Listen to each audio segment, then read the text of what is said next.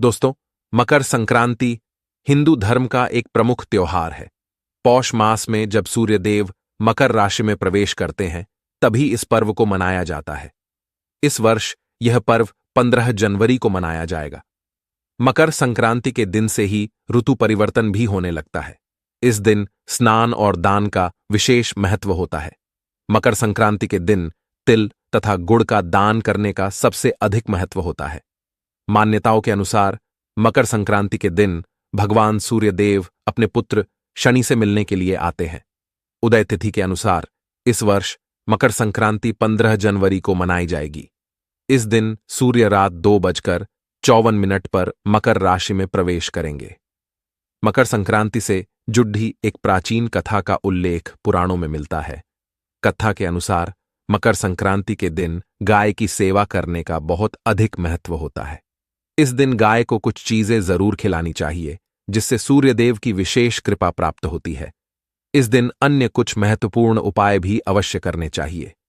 तो चलिए, सबसे पहले हम जानते हैं मकर संक्रांति के दिन गाय को कौन सी चीजें खिलानी चाहिए।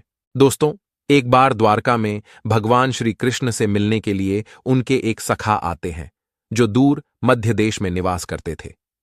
श्री कृष्ण के मित्र अत्यंत दुखी और दरिद्री थे, इसीलिए वे भगवान श्री कृष्ण के पास गरीबी को दूर करने के लिए उपाय मांगने आते हैं।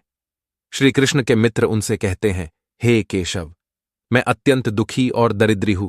कितने ही परिश्रम करने पर भी मुझे अपने परिवार को पालने जितने भी धन की प्राप्ति नहीं हो पाती है।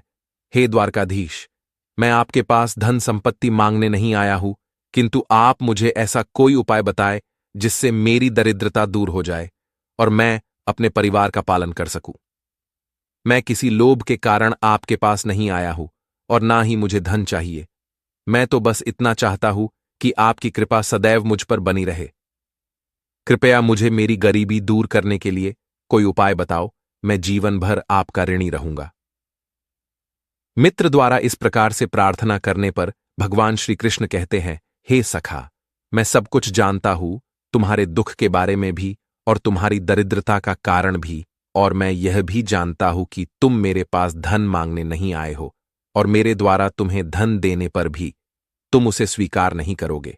इसीलिए मैं तुम्हारे स्वाभिमान का मान रखते हुए तुम्हें धन तो नहीं दूंगा, किंतु मैं तुम्हें एक उपाय अवश्य बताता हूं जिससे तुम अपनी गरीबी दूर कर सकोगे। तुम्हारी दरिद्रता का नाश होगा और तुम्हें अपार धन संपत्ति की प्राप्ति होगी। हे मित्र, इस अत्यंत महत्वपूर्ण धन प्राप्ति के उपाय को बताने से पूर्व मैं तुम्हें एक महान कथा सुनाता हूं, जिससे सुनने मात्र से ही तुम्हारी सभी मनोकामनाएं पूर्ण हो जाएंगी। और जो उपाय मैं तुम्हें बताने जा रहा हूं, उस उपाय को करके तुम्हारी दरिद्रता भी दूर हो जाएगी। इसीलिए इस कथा को तुम ध्यान से सुनो। इस कथा में मैं तुम्हें संपूर्ण मनोकामनाओं को पूर्ण करने वाली कामधेनु माता की कृपा प्राप्त करने का उपाय बताऊंगा। तुम्हें नित्य केवल एक चीज गौ माता को खिलानी है। ऐसा करने से तुम्हारी दरिद्रता समाप्त हो जाएगी। हे सखा, प्राचीन काल की बात है।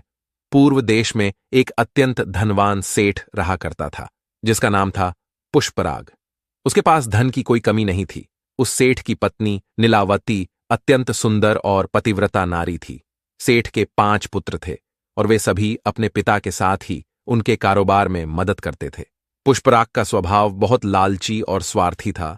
उसने अनेकों लोगों की मजबूरी का फायदा उठाकर धन इकट्ठा किया था।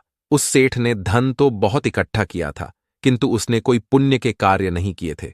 शास्त्र कहते हैं कि मनुष्य जितना कमाता है, उसका 1 भाग उसे दान करना चाहिए। किंतु स्वार्थ और लालच के कारण उस सेठ ने कभी 1 पैसा भी दान नहीं किया था। उसके द्वार पर आए किसी भी भिक्षुक को उसने 1 कौड़ी का भी दान नहीं किया, जिस कारण से उसके पुण्य ना के बराबर थे। फिर एक दिन उस सेठ के घर पर चोर लुटेरों ने हमला कर दिया और उसका सारा धन हड़प लिया। एकदम से लक्ष्मी को खो देने के कारण वह सेठ बहुत निराश हुआ और सदैव चिंता में रहने लगा। चिंता करने के कारण उसके शरीर में नाना प्रकार के रोग प्रकट हुए और वह बीमार होकर घर पर ही पड़ा रहा। धन के अभाव में उसका परिवार गरीबी में जीवन बिताने लगा। उसके बेटे भी खेत में काम करने लगे, लेकिन मेहनत करके भी वे थोड़ा सा ही धन कमा पा रहे थे और अपने परिवार का पेट पाल रहे थे। बहुत दिन बीत गए। उस सेठ की तबीयत दिन ब दिन खराब होती जा रही थी और उसे मृत्यु का भय सताने लगा। उसकी पत्नी उसकी बहुत सेवा किया करती थी, किंतु कोई भी उपाय करके भी सेठ की तबीयत ठीक नहीं हो रही थी। फिर एक दिन उस सेठ के द्वार पर यमराज साधु का भेष धारण करके पधारे और उन्होंने सेठ की पत्नी से कुछ अन्नदान करने को कहा। सेठ की पत्नी का स्वभाव दयालु था, इसीलिए उसने उस साधु महात्मा को घर के अंदर बुलाया और अपने रसोई में जो कुछ भी पड़ा था वह सारा उस साधु को भोजन में खिला दिया। इससे वह साधु अत्यंत प्रसन्न हुआ और कहने लगा, हे माता, आपने आज इस भूखे साधु की भूख मिटाकर बड़ा पुण्य का काम किया। मेरे मन में तुम्हें कोई वरदान देने की इच्छा हो रही है, इसीलिए आज तुम जो भी मांगो उसे मैं निश्चित ही पूर्ण करूंगा। साधु के यह वचन सुनकर उस सेठ की पत्नी ने कहा, हे महात्मा, आपको कोटि कोटि प्रणाम है। हे साधु, कुछ समय पहले हम बहुत ही धनवान थे, किंतु चोर लुटेरों ने हमारा सब कुछ छीन लिया, जिस कारण से हमें दरिद्रता में जीवन बिताना पड़ रहा है। मेरे पति की भी तबीयत खराब हो गई और वे भी मृत्युशैया पर लेटे हुए हैं। कृपया आप कुछ ऐसा उपाय बताए हैं जिससे हमारे दुख दूर हो जाए। उस सेठ की पत्नी की बात सुनकर वह साधु महात्मा बोले, हे माता, तुम्हारी यह दुर्दशा तुम्हारे पति के कुकर्मों के कारण हुई है। उसने अपने जीवन में कभी दान धर्म नहीं किया, कभी कोई पुण्य का काम नहीं किया। उसने दूसरों को दुख देकर ही इतना सारा धन प्राप्त किया है, इसीलिए दुर्भाग्य उसका पीछा नहीं छोड़ रहा है। किंतु यदि तुम इस दुर्भाग्य से पीछा छुड़ाना चाहती हो तो मैं तुम्हें एक उपाय अवश्य बताऊंगा। तुम अभी सभी मनोकामनाओं को पूर्ण करने वाली कामधेनु माता की शरण में जाओ, वे निश्चित ही तुम्हारे दुख दूर करेंगी। तुम एक गाय अपने घर पर लाकर उसकी सेवा करो और नित्य उसे एक चीज खिलाओ जो मैं तुम्हें बताऊंगा, जिससे तुम्हारी दरिद्रता दूर हो जाएगी। इस प्रकार से वह साधु उस सेठ की पत्नी को उपाय बताते हैं और उसी स्थान पर अंतर्ध्यान हो जाते हैं। फिर इस चमत्कार को देखकर वह सेठ की पत्नी आश्चर्य में पड़ जाती है और उस साधु द्वारा बताए गए उपाय को करने का निश्चय करती है। उसके पास उतना धन तो नहीं होता है कि वह गाय को खरीदे, इसीलिए वह गांव के पास स्थित गौशाला में जाकर वह उपाय करती है। वह रोज सुबह चुपके से घर से निकलकर गौशाला जाने लगी और साधु द्वारा बताई हुई वह चीज उस गाय को खिलाने लगी। फिर एक दिन अचानक उसे यह समाचार मिला कि राजा के सिपाहियों ने उन चोर लुटेरों को पकड़ लिए है जिन्होंने उस सेठ का धन चोरी किया हुआ था। इस प्रकार से गौ माता के आशीर्वाद से उस सेठ को उसका सारा धन प्राप्त हुआ। फिर वह सेठ भी अपनी पत्नी के साथ रोज गौशाला में जाने लगा और गाय की सेवा करने लगा। रोज गाय के पीठ पर जो कूबड़ होता है उसे स्पर्श करने लगा, जिससे उसके सभी रोग भी नष्ट हो गए और वह फिर से स्वस्थ हो गए। इस प्रकार से गाय की सेवा करने मात्र से ही उस सेठ को सारी संपत्ति वापस मिल गई। उसके बाद वह सेठ रोज दान धर्म करता। उसने अपने घर के पास एक गौशाला भी बनाई और रोज गायों की सेवा करने लगा। श्री कृष्ण कहते हैं, हे सखा, अब मैं तुम्हें बताता हूं गाय की सेवा कैसे करनी चाहिए और गाय को कौन सी चीज खिलाने से धन की प्राप्ति होती है। हे मित्र, शास्त्रों में गाय को माता कहा गया है और समस्त देवी देवता भी इनका पूजन करते हैं। गायों के 6 अंग गोबर, मूत्र, दुग्ध, दधि और घृत ये अत्यंत पवित्र और शुद्धि के साधन भी हैं। गोबर से बिल्व वृक्ष उत्पन्न हुआ, उसमें लक्ष्मी विद्यमान है, इसलिए इसे श्री वृक्ष कहा जाता है। गोबर से ही कमल के बीज उत्पन्न हुए हैं। गोमूत्र से गुग्गुल की उत्पत्ति हुई है, जो देखने में प्रिय और सुगंधि युक्त है, जो सभी देवों का आहार है। संसार में मूलभूत गोदुग्ध से उत्पन्न है। सभी मांगलिक पदार्थ दही से उत्पन्न हैं। घी से अमृत उत्पन्न होता है, जो देवों की तृप्ति का साधन है। गाय से ही यज्ञ प्रवृत्त होता है। गौ माता के शरीर में 33 कोटि देवी देवताओं का निवास होता है। गाय एक अत्यंत पवित्र, निर्मल, शांत, निष्पाप जीव है। ऋग्वेद में इसे संसार का पालन पोषण करने वाली कामधेनु माता कहा गया है। इसके दर्शन मात्र से मनुष्य के हजारों पाप नष्ट हो जाते हैं। इसीलिए कभी इस निष्पाप गौ माता पर अत्याचार नहीं करना चाहिए। गाय को कभी मारना नहीं चाहिए और कभी उन्हें कष्ट नहीं देने चाहिए। गाय को मारना शास्त्रों में सबसे बड़ा पाप माना गया है। जो मनुष्य गाय की निस्वार्थ भाव से सेवा करेगा वह सुख समृद्धि प्राप्त करेगा। जो स्त्री रसोई में बनी पहली रोटी गौ माता को खिलाएगी वह सदा सुहागिन और सौभाग्यशाली रहेगी। जो लोग अपने घर में गाय से प्राप्त पंचगव्य को घर में रखेगा, उसके घर में कभी दुख दरिद्रता नहीं आएगी। जो व्यक्ति प्रतिदिन किसी न किसी तरह से गौ माता की सेवा करता है, वह सबसे अधिक पुण्यवान बन जाता है। शास्त्रों में गौ माता को मां लक्ष्मी का रूप माना गया है, इसीलिए उनकी पूजा करने से दरिद्रता दूर होती है। प्राचीन काल से ही गौमाता की सेवा और संरक्षण करने की परंपरा चली आ रही है।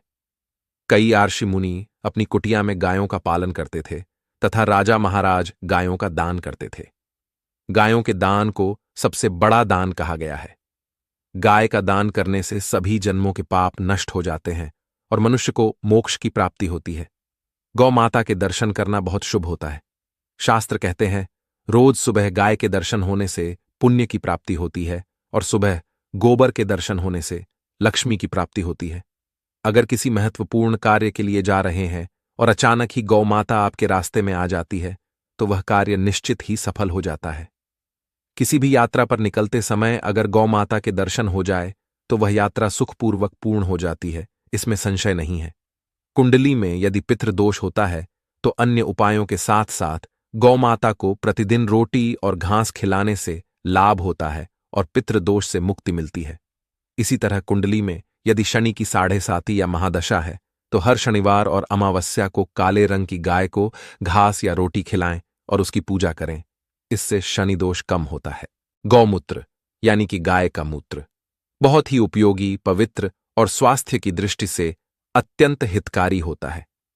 आध्यात्मिक दृष्टि से तो गौमूत्र का महत्व है ही, साथ ही वैज्ञानिक और स्वास्थ्य की दृष्टि से भी गौमूत्र के बहुत से लाभ बताए गए हैं। गौमूत्र में बहुत से खनिज पदार्थ और स्वास्थ्यवर्धक तत्व होते हैं जो हमारे शरीर की शुद्धि करते हैं और बहुत से रोगों से भी बचाते हैं। साथ ही गौमूत्र छिड़कने से वातावरण में शुद्धता और पवित्रता व्याप्त हो जाती है। इसीलिए हमारे शास्त्रों में शरीर को निरोगी रखने के लिए प्रतिदिन गौमूत्र का सेवन करने तथा घर में गौमूत्र छिड़कने के लिए कहा गया है। कुंडली में शुक्र ग्रह की स्थिति को मजबूत करने के लिए ज्योतिष शास्त्र के अनुसार सुबह के भोजन में सबसे पहली रोटी निकालकर एक सफेद गाय को खिलाना शुभ माना जाता है। अगर कुंडली में बुध ग्रह कमजोर है या किसी कारण इसके दुष्प्रभाव झेलने पड़ रहे हैं तो हर बुधवार के दिन गाय को हरा चारा खिलाना शुरू कर दें। इससे बुध से जुड़े दुष्प्रभाव दूर होंगे और आपको तमाम समस्याओं का हल मिल जाएगा। अगर कुंडली में मंगल दोष है जिसके कारण आपके जीवन में कई तरह की परेशानियां हैं तो लाल रंग की गाय की सेवा करें। मंगलवार के दिन गाय का पूजन करें और उसे गुड़ और चने आदि खिलाएं। बृहस्पति ग्रह को जीवन के सभी मांगलिक कार्यों का कारक माना जाता है। ऐसे में अगर किसी व्यक्ति के जीवन में विवाह आदि मांगलिक कार्यों में विघ्न निर्माण हो रहे हैं तो उन लोगों को कुंडली में बृहस्पति ग्रह की स्थिति को मजबूत करने के लिए रोटी पर गुड़ और चने रखकर गाय को खिला देना चाहिए। इससे शुभ परिणाम प्राप्त होते हैं। अगर घर में अशांति है, लड़ाई झगड़े होते रहते हैं तो घर में सुख शांति बनाए रखने के लिए घर के अंदर गाय के गोबर से बने उपले को जलाना चाहिए और उसका धुआं संपूर्ण घर में फैलाना चाहिए। इससे घर की नकारात्मक ऊर्जा नष्ट होती है और सकारात्मक ऊर्जा में वृद्धि होती है। गाय के दूध, दही, घी, गोबर और गौमूत्र से बनने वाले मिश्रण को पंचगव्य कहते हैं। पंचगव्य को पापनाशक कहा जाता है और हिंदुओं की एक धार्मिक विधि प्रायश्चित करने में इसका उपयोग किया जाता है। पंचगव्य को बनाने वाली सभी वस्तुएं अत्यंत उपयोगी होती हैं, जो स्वास्थ्य के लिए लाभदायक तो है ही, साथ ही औषधीय गुणों से भी भरपूर है। अगर द्वार पर गौ माता आती है तो उसे बिना रोटी खिलाए जाने मत देना, नहीं तो दुर्भाग्य का सामना करना पड़ेगा। क्योंकि जिसके द्वार से गाय बिना कुछ प्राप्त किए लौट जाती है, उसके घर से लक्ष्मी भी चली जाती है। प्रत्येक स्त्री को प्रतिदिन गाय के लिए एक रोटी बनानी चाहिए और प्रेम से गौ माता को खिलानी चाहिए। इससे गौ माता का आशीर्वाद प्राप्त होता है और मन की इच्छाएं पूर्ण होती हैं। कुछ लोग गौ माता को बासी भोजन अथवा जूठन खिला देते हैं। इसे शास्त्रों में पाप माना गया है। आप किसी अन्य पशु को खिला सकते हैं, लेकिन गाय को कभी जूठन नहीं खिलाना चाहिए। भूख लगने के कारण गौ माता उस अन्न को ग्रहण तो कर लेती है, लेकिन इसका पाप उस व्यक्ति को लगता है जो गौ माता को ऐसा बासी भोजन खिलाता है। गाय एक शाकाहारी और पवित्र पशु है, इसीलिए गाय के भोजन में कभी मांस, अंडे आदि चीजें नहीं डालनी चाहिए। ऐसा करने से महापाप लगता है। यदि कुंडली में चंद्रदोष है और जिसके कारण लगातार परेशानी उठानी पड़ रही है, तो रोटी पर सफेद मक्खन, नमक और घी लगाकर गौ माता को खिला दे। यदि शनि दोष है तो आटे में थोड़े काले तिल मिलाकर रोटी बनाकर गौ माता को खिला दे। इससे शनि दोष समाप्त होता है। मंगल दोष को दूर करने के लिए रोटी पर हल्दी लगाकर गाय को खिलाना चाहिए। अगर घर में धन की समस्या है तो गुरुवार के दिन गाय को केले का फल खिलाना चाहिए। इससे दरिद्रता दूर होती है। गौ माता के पीठ पर एक उभरा हुआ कूबड़ होता है। उस कूबड़ में सूर्य केतु नाड़ी होती है। जब भी द्वार पर गौ माता पधारे तो इस कूबड़ को एक बार जरूर स्पर्श करे। इससे जीवन से सभी रोगों का अंत होगा और धन संपत्ति की प्राप्ति होगी। शास्त्रों में कहा गया है, जो मनुष्य तन मन धन से गौ माता की सेवा करता है, वह मृत्यु के बाद वैतरणी नदी को गौ माता की पूंछ पकड़कर पार कर लेता है। उस व्यक्ति की अकाल मृत्यु नहीं होती है और उसे मोक्ष की प्राप्ति होती है। जिस व्यक्ति के भाग्य की रेखा सोई हुई है, अगर वह व्यक्ति अपनी हथेली पर गुड़ रखकर गौ माता की जीभ से चटाता है तो उसकी सोई हुई भाग्य रेखा खुल जाती है और उसका दुर्भाग्य सौभाग्य में परिवर्तित हो जाता है। तो दोस्तों, इस प्रकार से भगवान श्री कृष्ण ने गाय का महत्व बताया है। आप भी नए साल की शुरुआत में गौ माता को ये चीजें जरूर खिलाएं। आपकी सभी मनोकामनाएं अवश्य पूर्ण होगी। उम्मीद है आपको यह काथा और जानकारी पसंद आई होगी। वीडियो को लाइक जरूर करें, कमेंट में जय श्री कृष्ण अवश्य लिखें। साथ ही चैनल को सब्सक्राइब करें ताकि ऐसी ही आध्यात्मिक जानकारी आपको प्राप्त हो। आप सभी का धन्यवाद।